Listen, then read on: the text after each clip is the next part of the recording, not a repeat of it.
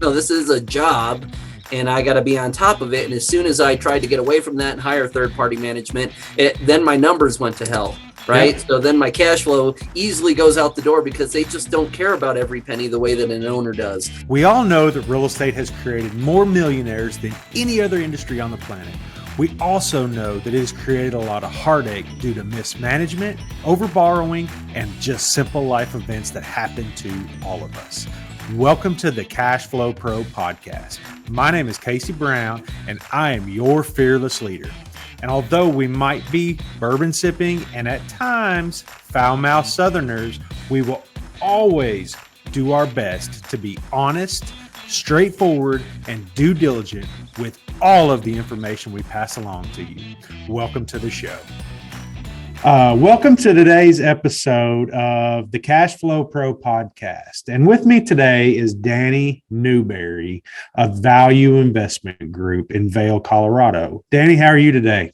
Hey, I'm doing fantastic. How about yourself? Wonderful, man. I love your pizzazz. Let's get things going here. Let's talk about. I like it. I'm excited. Right. Let's talk about some commercial real estate. Let's talk about how you got to where you are today, what brought you into the commercial real estate business. And so let's get the listeners some information that maybe they can find some value in and maybe reach out to you and make an investment or whatever the case may be for them today. So tell us a little bit about maybe how you got started and why you are where you are right now.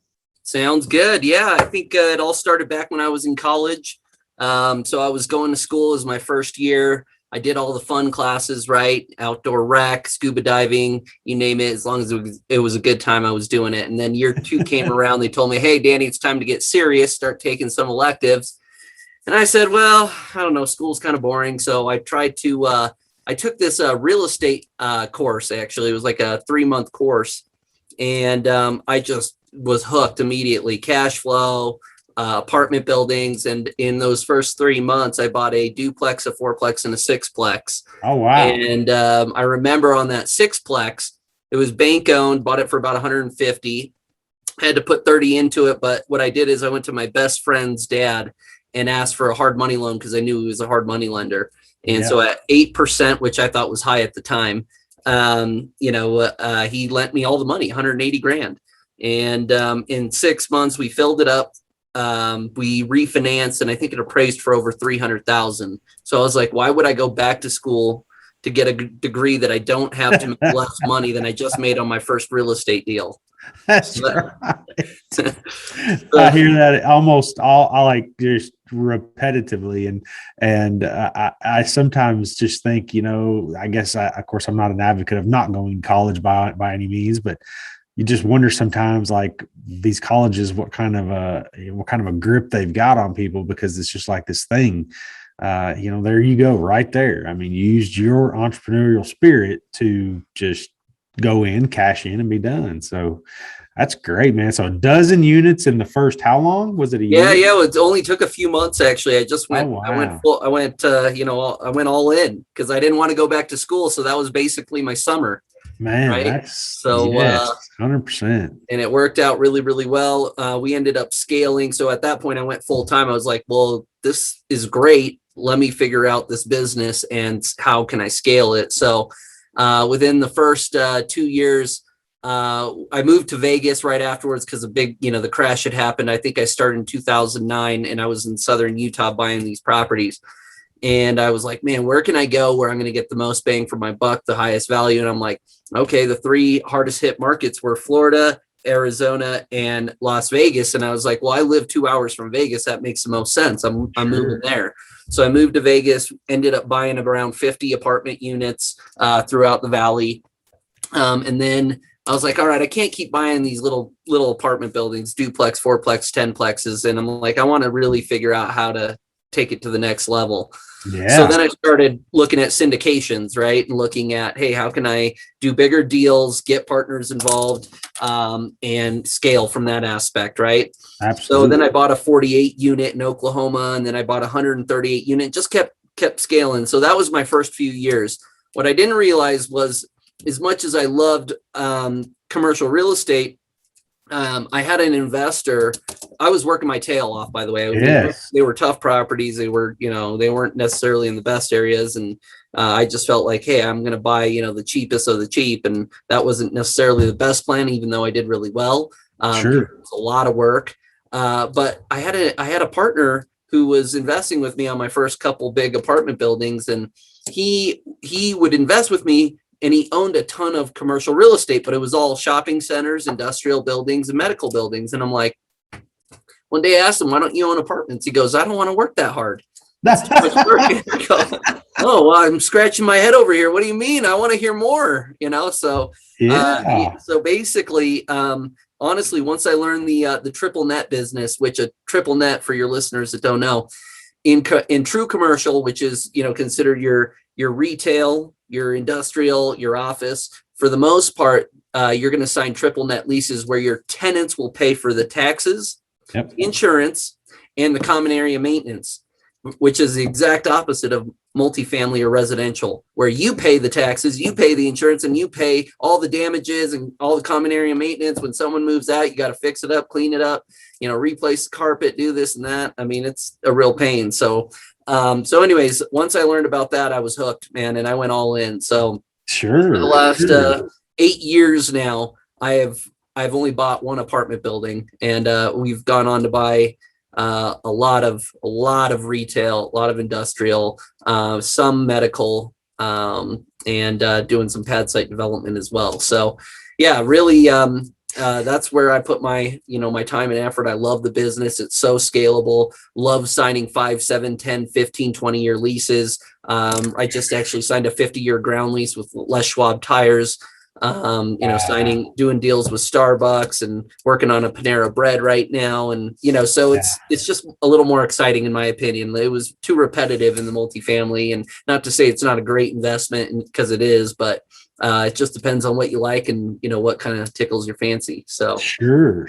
And, when you start talking about one of the words I think a lot of people struggle with, and I know I have and do at times, but scale. You've said the word scale or scalability several times, and I know a lot of people. I was with some folks one time. Matter of fact, she was a travel agent, and I was talking about the scalability of a business, and she looked at me and she said, "Scale? What do you mean scale? Like?" I was like, "That's not what you stand on to give you your specific gravity, I guess, if that's I think that's the right term." And I said, this is scaling your business, like something that's duplicatable multiple times and at a fast pace, so that you can grow and not get stagnant. But so just for the listeners who are possibly at that, like, just right there, and maybe they own 1 or 2 units, or maybe they own 1 or 2 small buildings or whatnot. And of course, I'm going to revert back to the multifamily part of your conversation first for the scalability part of that, and then I would like to further our discussion on the triple net part and the commercial and see if we can't maybe try to join the two and find the commonalities between the two. But so tell us a little bit about the, when you're in one location and you buy 100 doors in another location, and then you buy another 100 doors in another location, and then a lot of people struggle with saying, okay, how is that scalable? Because now all of a sudden, like you said, you're working your tail off, like you're pounding the pavement every day, and you're, like you said, the common area maintenance, the people to see after the common area maintenance, scam, or however you want to put it. All of that becomes such a burden. Even if you're not dealing with the individual tenant, you're still dealing with the people who deal with the tenants. So I know I'm talking a lot, but let's go back and discuss the scalability, what things you might have learned, and what items could be relevant to where they are today. Yeah. So no, great question. So essentially, when I was doing duplexes and fourplexes and whatnot, you buy a couple of them, and then it really starts to get overwhelming when you own a bunch of them, because if you hire third-party management, a lot of times they'll never look after your property the way that you do. So I was always very hands-on. And at the end of the day, I didn't want to be there, unclogging the toilets and, fixing the dishwasher and dealing with roof leaks and, dealing with this or that, or, move-ins and move-outs and whatever it was. Right. And I was looking after every penny. So for a while there, it's like I was having to do a lot of stuff that I didn't necessarily want to be doing. And that didn't feel too passive to me personally, right? It felt like, no, this is a job and I got to be on top of it. And as soon as I tried to get away from that and hire third-party management, then my numbers went to hell. Right. Yeah. So then my cash flow easily goes out the door because they just don't care about every penny the way that an owner does. That's and right. On top of that, you're paying them a huge management fee. The smaller the property, the higher the management fee is. So that's when I said, okay, if I can scale and go bigger, now I can hire an on-site team. Right. And I got to a 48 unit and I realized that was right on the cusp of being able to hire a full-time manager and a full-time maintenance guy. And that was still not enough. Right. It was like, we needed more, but we couldn't afford more. And you can barely afford those two people for a property that size. So then it was like, okay, well, I got to get into a 100+ unit apartment building to really be able to hire a full staff. And then I can take a step back. And I do agree that once you get to, 150 doors or more, then you can really afford to have, your senior manager, your assistant manager, and then you'll have 2 maintenance guys on site. You'll have, a porter, whatever.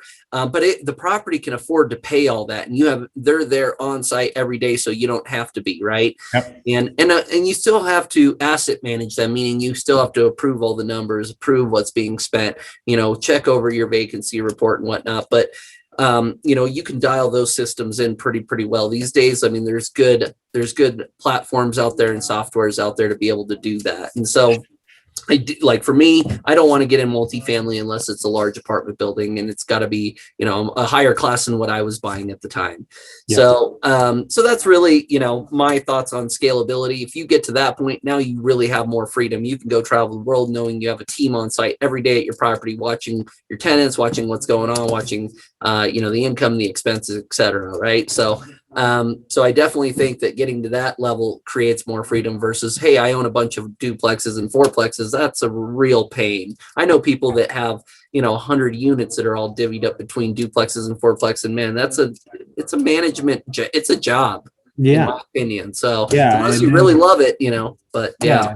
And then even figuring out the pyramid part of that is still exactly that. There's virtually nothing passive about it at all, because not only you could have somebody underneath you who manages the managers, and then before you know it, you've got too many managers. Now you have to have 2 people underneath you managing the managers, and then the other part of that, which you have not mentioned, that I have sometimes wondered about, is the I don't want to say the availability of or easy fraud, if you will, like how many $100 bills kind of just go missing. I'm not certainly totally property manager. I know exactly what you're saying. But you just when you have one guy who's sitting there and they're like, man, he brought in $88,000 this month, he's not going to miss this 500, and then that happens all the time, once a month for a year. Now all of a sudden your investors are out $6,000, and it's just like, it just seems like the scalability is always there to a certain degree, but then it always seems to kind of rear its ugly head that, hey, we are exactly what we are. We're it's just a job, we're workers. And so, I definitely see that. So it opened your eyes to the relativity of commercial real estate and the fact that like if you were to lease, like you said, Starbucks, Starbucks may or may not necessarily take care of the building the way you would, but things have to be done in a certain manner as far as Starbucks is concerned. And if you, so when you're doing triple net and somebody comes in there and let's say you own a Starbucks, you're doing a triple net lease with them. You've done it for, you've signed a 15-year lease with them, and the toilet gets clogged up and there's water running everywhere. They take care of the repairs, correct? I mean, they have somebody to take care of. You do? That's 100% correct. They do not call the landlord in that situation. Anything within the four walls is on them. So they don't call the landlord for anything. And I always like to bring this up to people, like, who do you feel more confident, good times, bad times, whatever. Do you feel more confident getting a rent check from a mom and pop, or do you feel more confident getting a rent check from Starbucks, right? Right. And so it's all relative, but I think, me all day, I want to get a check from Starbucks, right, for my rent check. So I just think that, when you look at it from that standpoint, a lot of people are always saying, oh, but retail is risky, and, and commercial is more risky, and this and that. It's like, well, everyone needs a roof over there. Well, that's true. But when things go south, man, I mean, look at the last recession.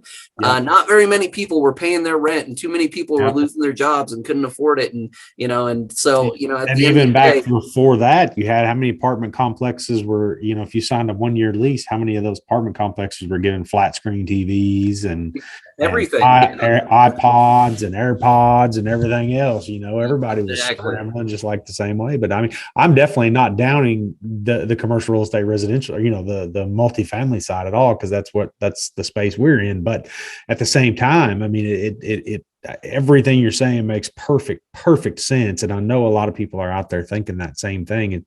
Well, it's just another way to think about it, right? Because I still love multifamily. I think there's a lot to be done there, and I am looking to get back into some ground up development, doing some HUD 221D loans where you can get non-recourse 40-year amortization, lowest rates in the market. I think that's amazing. But what I'm just saying is, like, to open up your mind to other asset classes within real estate.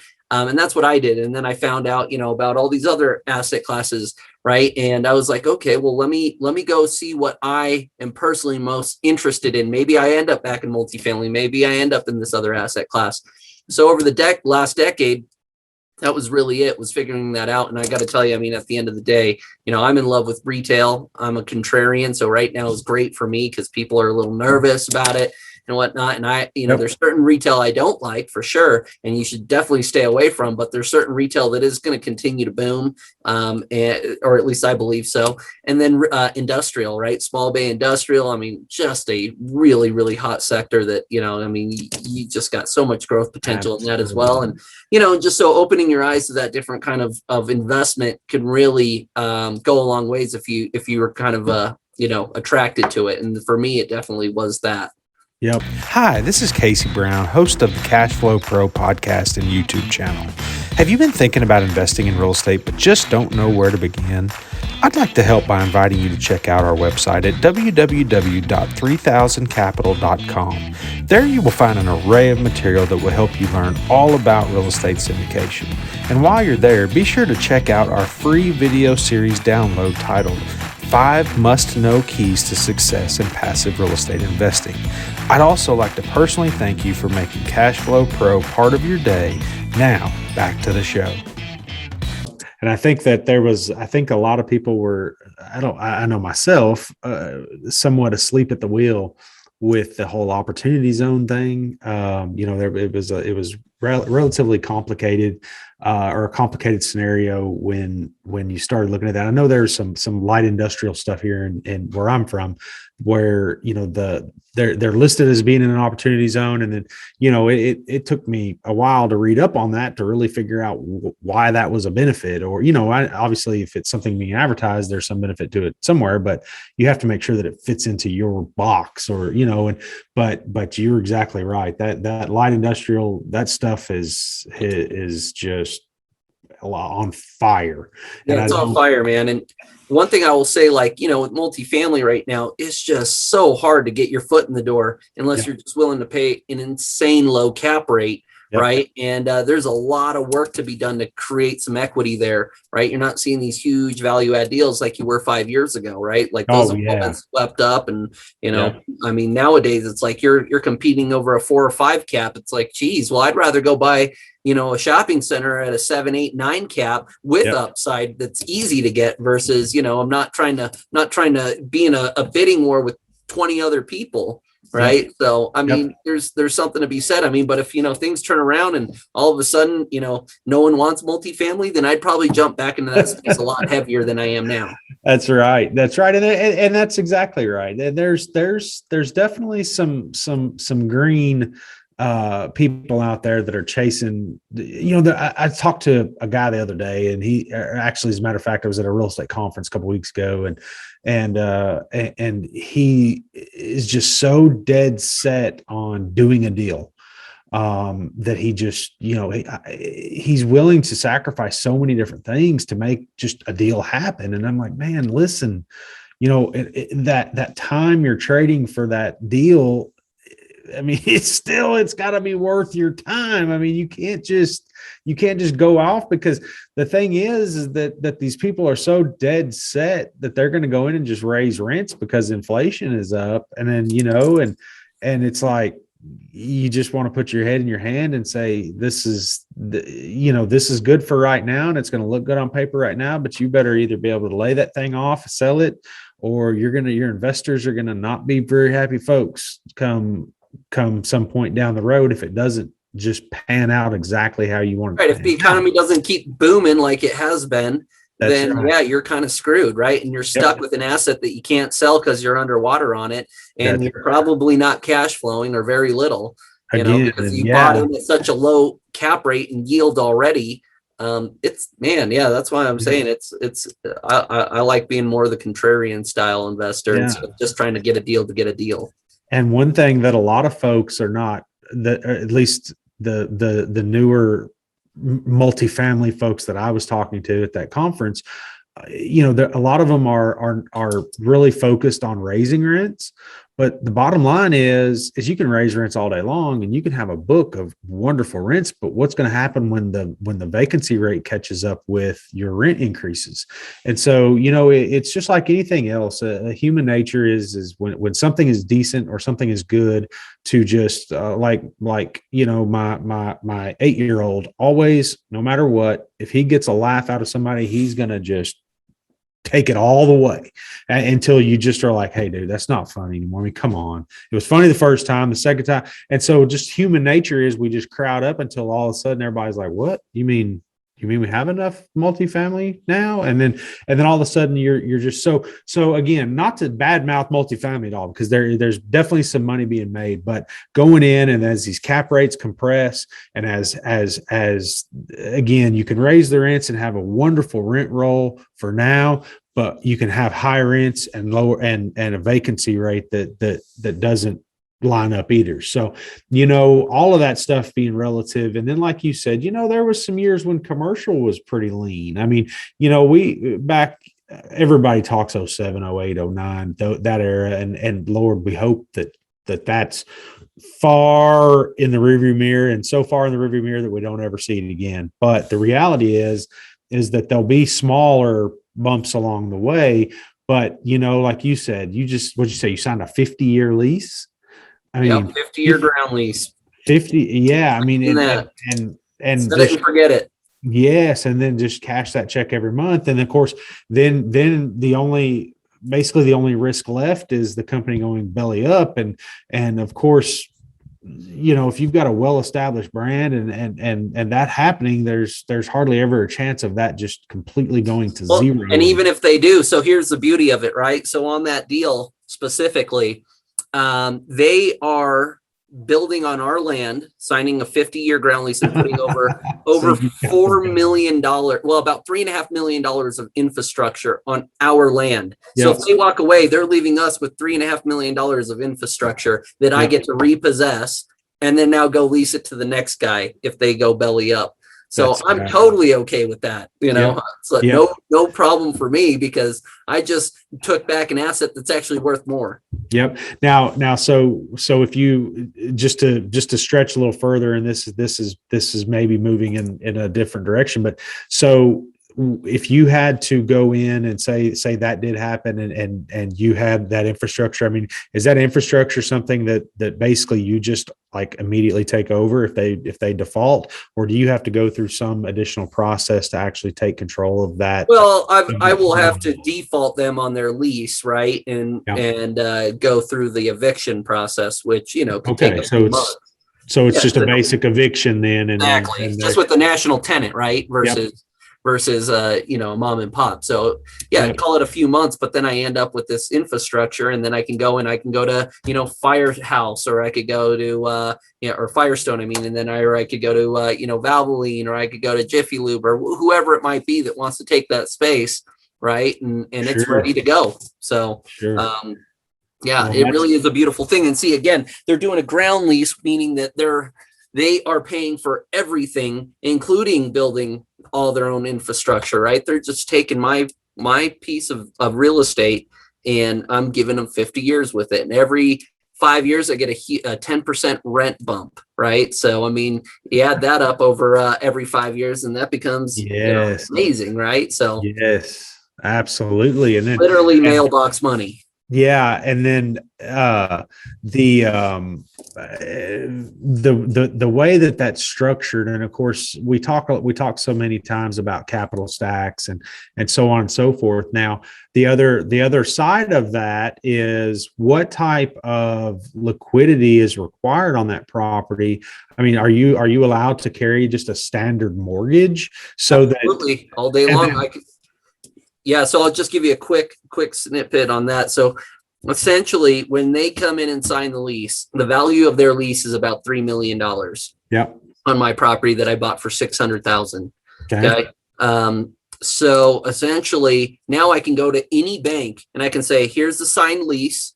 Even if they're not built yet or open, even though they've signed the lease, I now have a personal guarantee with the corporation of Les Schwab Tires, right? Yep. So I can go to the bank and they will look at it. They'll do an appraisal. Appraisal say comes in at $3 million. They'll give me a normal loan based on just that of, call it 65-70% LTV.